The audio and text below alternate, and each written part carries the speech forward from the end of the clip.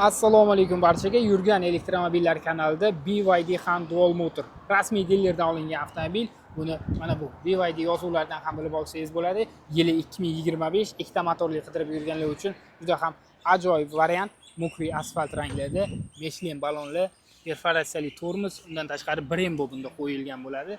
O'zingiz ham juda ham yaxshi bilasiz. Ko'rinishi juda ham yaxshi. Olinganiga 1,5 oy bo'lgan, $45,000 olgan ekanlar rasmiy dilerdan. 8 yil batareyasiga, mashinani o'ziga 5 yil garantiya berilar ekan.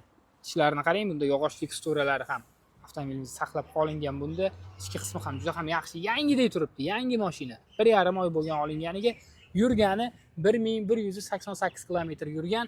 Bunda ko'ryapsiz, radiolari ham bo'ladi, o'zbek tili bor.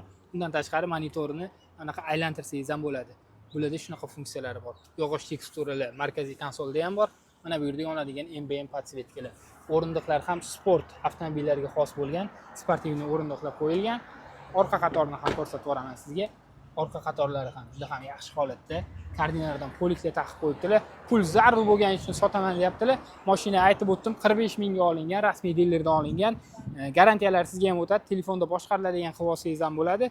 Narxi $39,000. Ko'rsatilgan raqamlarga aloqaga chiqib bemalol xarid qilsangiz bo'ladi.